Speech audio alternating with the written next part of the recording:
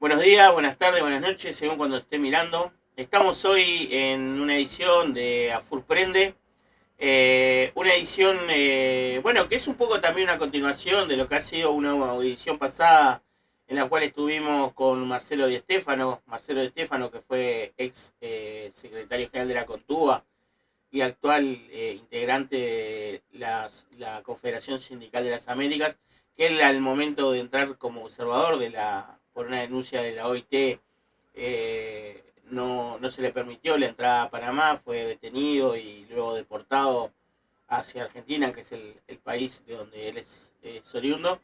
Y bueno, y un poco con esto nos abrió un poco empezar a indagar qué es lo que sucede en Panamá. Y bueno, y tenemos a Pedro Silva. Pedro Silva es militante social de Panamá, es integrante del colectivo La Patria Grande. Y bueno, primero bienvenido Pedro para Full Prend, un placer tener a compañeros de nuestra América en nuestra emisión. Gracias a todos y a todas ese esfuerzo que hace Fulprende por llevar las comunicaciones, por darle voz a los pueblos de nuestra gran Avia Yala. Agradecido y también al antecesor Marcelo por todo este trabajo y a todos los chicos y chicas que trabajan acá.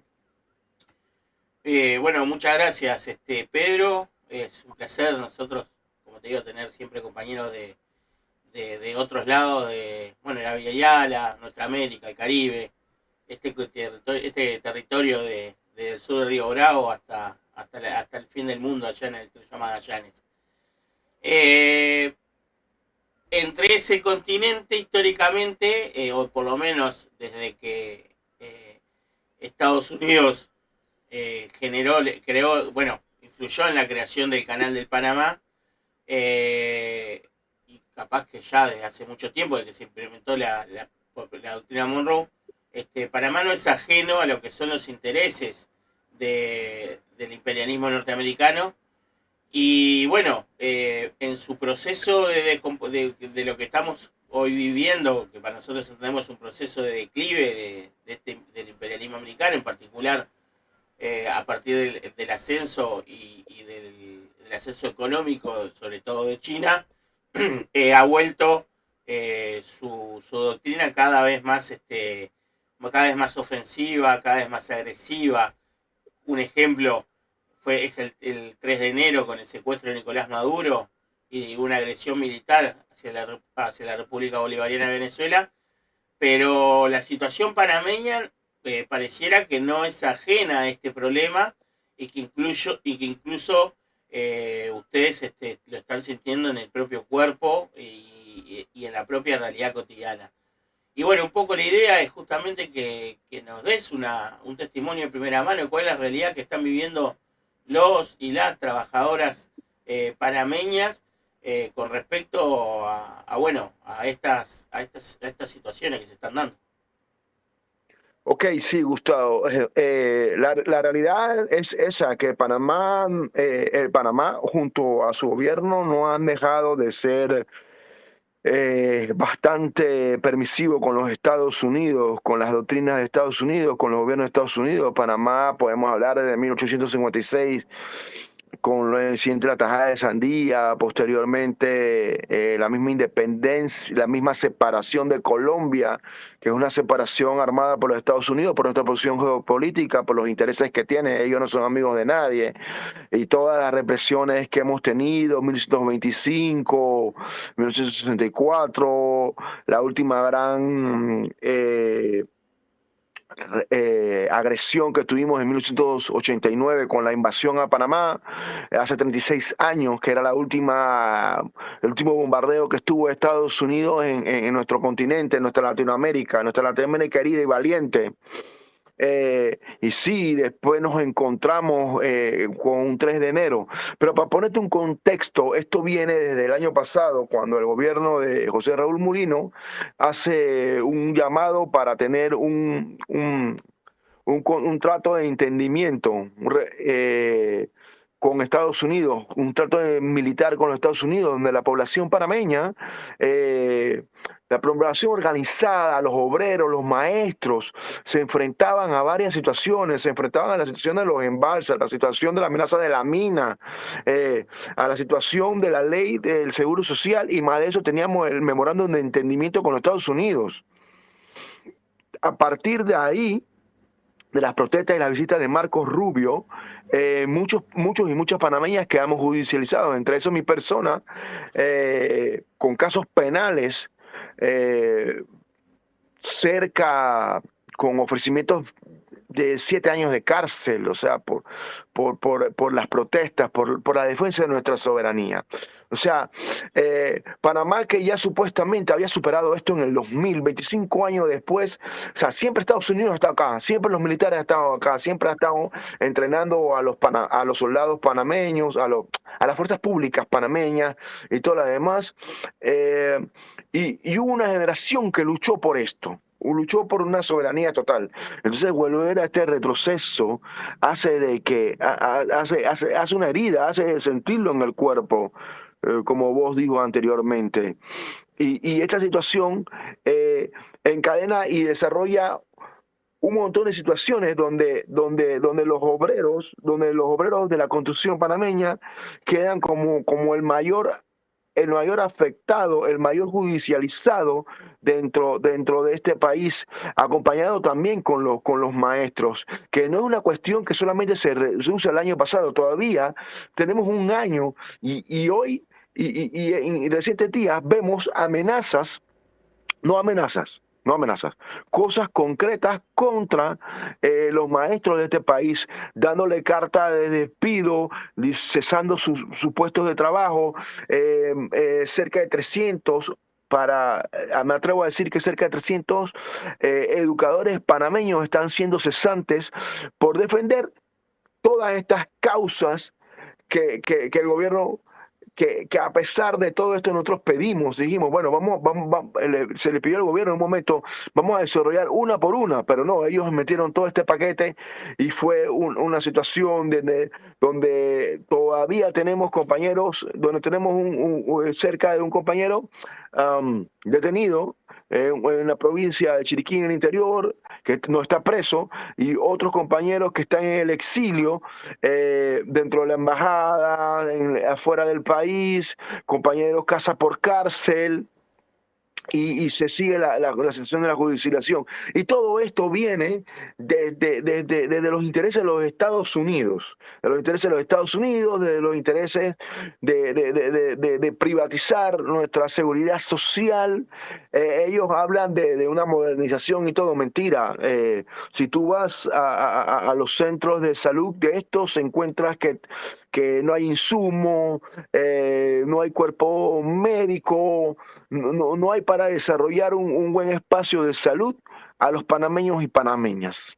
Entonces, y las escuelas, encuentras que están escuelas rancho, escuelas deficientes, donde los maestros y maestras tienen que arriesgar su vida para poder llegar a la aula y darle clases. Donde los estudiantes arriesgaron su vida. El año pasado hubo una cuestión donde unas niñitas murieron por ir a la escuela, por cruzar un río, por ir a la escuela. Y no es una cuestión de solamente el año pasado, es una cuestión de muchos, porque es el sistema. Sí, este gobierno ha incrementado más esta situación contra la población, se ha ido más a la ultraderecha, pero es una afiliación que encontramos en todo el continente, con el Colorado Trump, con Milei, Bukele, otros. Dentro de este Novoa, en Ecuador, dentro de este continente. Entonces es una línea que viene bajando y que se ha incrementado ese neoliberalismo, esa ultraderecha, ese fascismo en nuestras tierras. Es.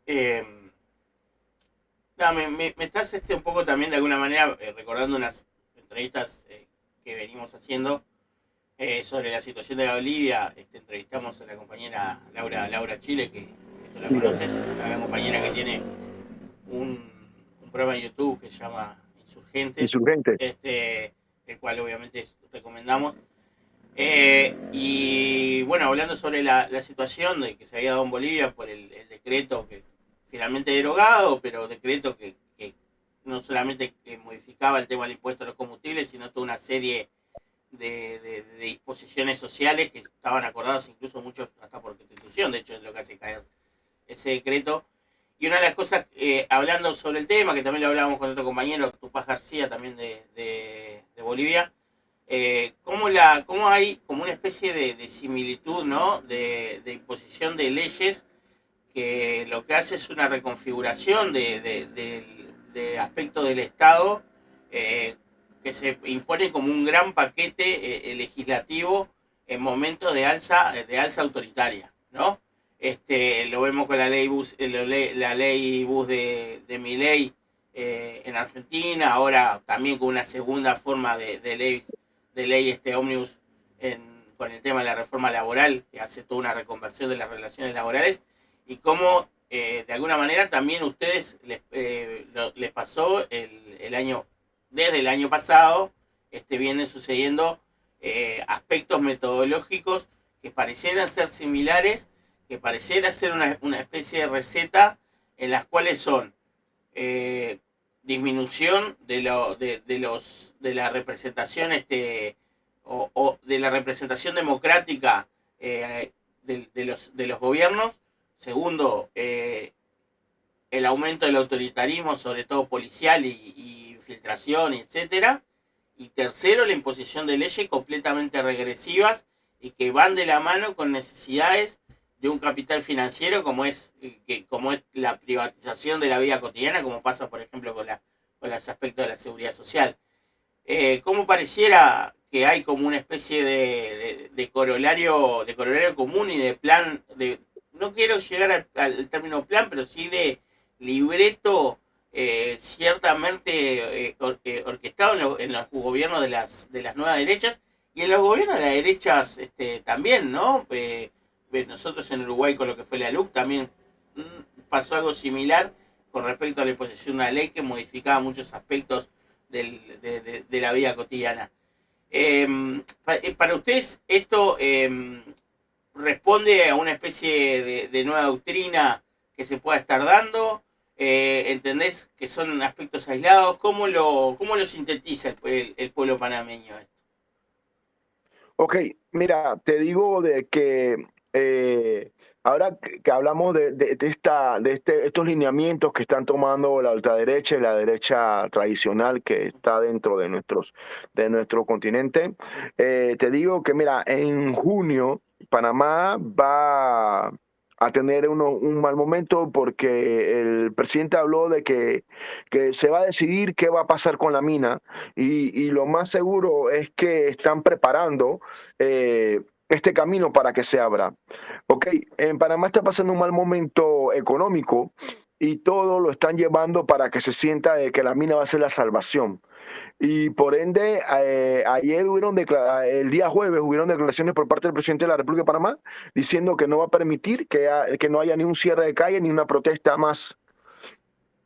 Cuando él, sin embargo, hace un par de meses confesó que si él no corría como presidente iba a prender las cuatro esquinas de este país. O sea, Sí. para unos sí, para otros no.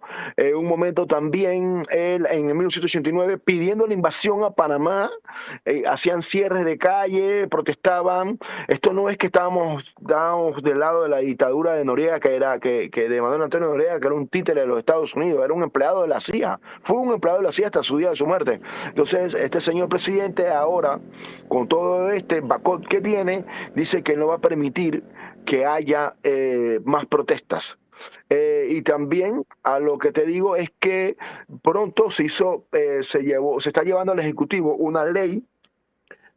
El Ejecutivo aprueba para que sea una ley a la Asamblea Legislativa de Diputados, una ley contra capucha, o sea que los protestantes, para cubrir su identidad, para no tener represalias, para cubrirse de los gases lacrimógenos, para cubrirse de su vista, porque ves, esto que pasó en Chile hace un par de años, en el 19, pasó en Colombia, pasó en Panamá también en el 2023, y un policía, y que todavía no se sabe quién fue porque el policía estaba encapuchado y sin reconocimiento. Entonces, están llevando una ley a la Asamblea de Diputados contra la capucha. Y todo esto es preparando el marco que en medio del Mundial, Panamá clasificó, y en medio del Mundial ellos apuestan a que el pueblo panameño no se va a volcar y va a estar entretenido en otras cosas, y van a ver, y van a ver estas situaciones de abrir la mina fácilmente cuando ya se declaró en un momento inconstitucional por la Corte Suprema, como también se declaró los puertos una medida inconstitucional, que ya ellos dijeron, bueno, los puertos sí, porque Estados Unidos dice que China es ellos usan una influencia maligna. O sea, esto habla como si esto fuera brujería, o fuera algo, no sé. Entonces, quitaste a los puertos, y que no estoy defendiendo a la compañía china, hongkonesa, sino que estoy diciendo cómo hace, que ya dijiste eso no va, pero sin embargo a la mina que también fue declarada en 2023, en el cual él también participó, para que cerraran diciendo que sí, que se sigue trabajando esa empresa. O sea, que seguimos que tiene intereses BlackRock. O sea, y se sigue trabajando ese plan, este plan. Y también aterrizaron acá una cuantía de soldados norteamericanos, de soldados yanquis, para tareas conjuntas de entrenamiento. Si Panamá no es un país de guerra, es un país que lleva neutralidad, ¿por qué hay tantos soldados yanquis acá? Entonces sí es un plan, sí te digo que es un plan. Y también eh, las amenazas, las amenazas a nivel internacional, que también los panameños y las panameñas sentimos. La invasión a Venezuela el 3 de enero, y la situación de que están apretando a Cuba, diciendo que van a hacer una situación amistosa. Qué burla, qué sarcasmo, qué situación más asqueante, si esa palabra existe, cómo tratan a nuestros países. Así que sí, yo sí creo de que es una línea que están pasando todos ellos, y se están acomodando, porque las colaboraciones en el Caribe que hacen los países aliados a ellos, los países que Estados Unidos mantiene intereses porque ellos no tienen amigos, así que, y que conjunto con Panamá, eh, estas amenazas que pasan a nuestros pueblos, a nuestras poblaciones, sí son reales. Bien.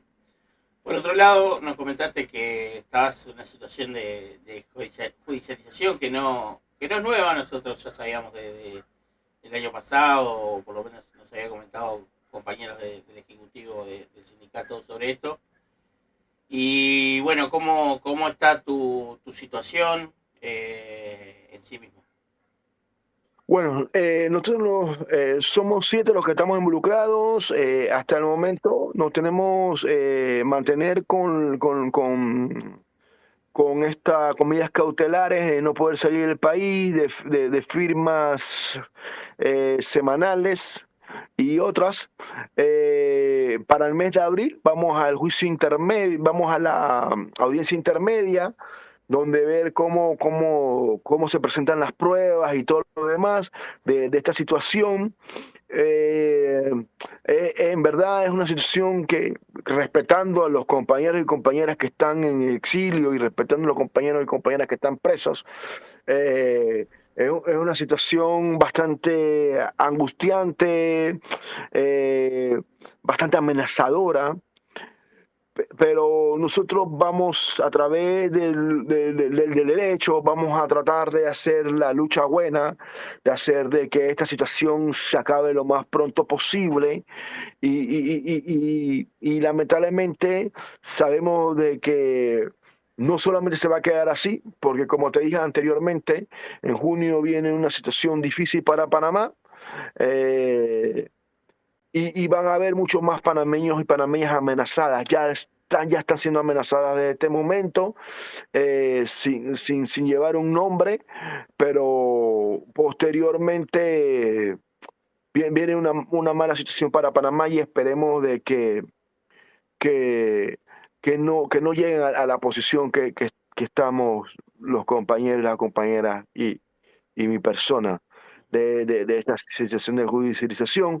Hay varios ejemplos que algunos muchachos fueron en un momento también que Fiscalía pedía años de cárcel y después ya presiones inmediatas y después cuando se dieron, no había ninguna prueba para que ellos estuvieran allá. Así que créeme lo que el derecho se está dudando un poco acá. Pero vamos a tratar de hacer la lucha buena.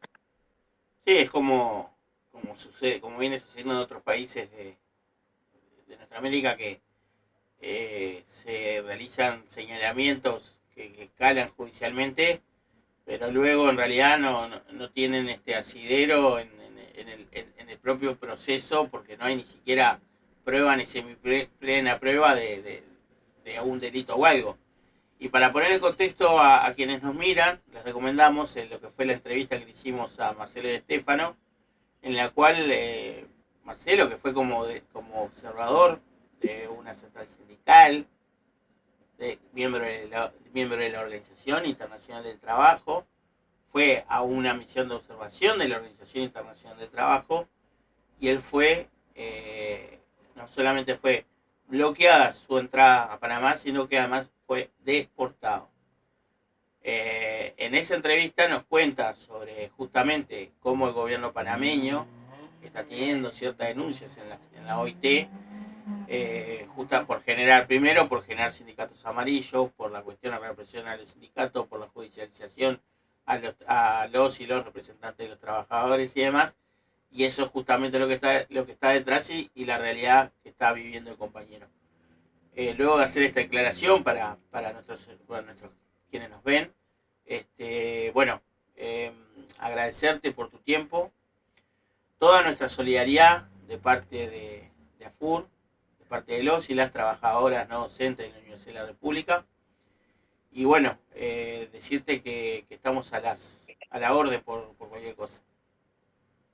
No, agradecido a ustedes totalmente por todo el amor que expresaron el año pasado, en el mes de febrero, a nivel internacional.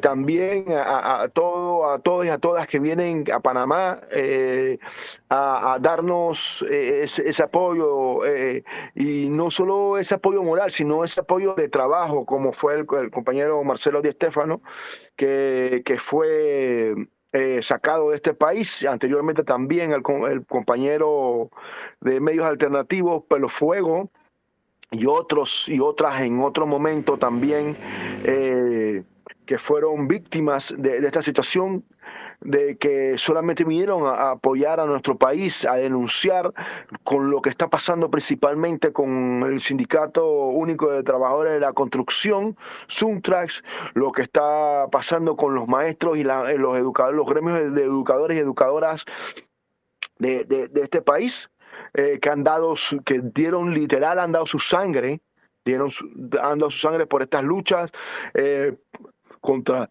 los compañeros y compañeras de la Federación Unitaria de la Clase Trabajadora, FUCLAT, que también han sido en un momento señalados por la policía, y por ustedes también, por FURAPRENDE, por todo este apoyo que nos dan desde el Uruguay a nosotros, para poder visualizar, para poder hablar, para poder dar esa voz, esa identidad a las situaciones que pasan, no solamente en Panamá, sino a lo largo y ancho de nuestro continente.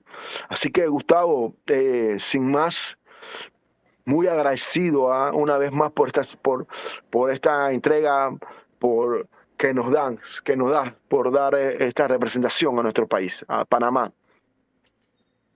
Bueno, muchísimas gracias por tu tiempo. Y bueno, para los que nos están mirando, él es Pedro Silva, militante social de Panamá, del colectivo La Patria Grande. Para ir cerrando, le vamos a ir pidiendo que pongan me gusta a la audición, que se suscriban al canal, que compartan. Buenas tardes para todos. Buenas tardes.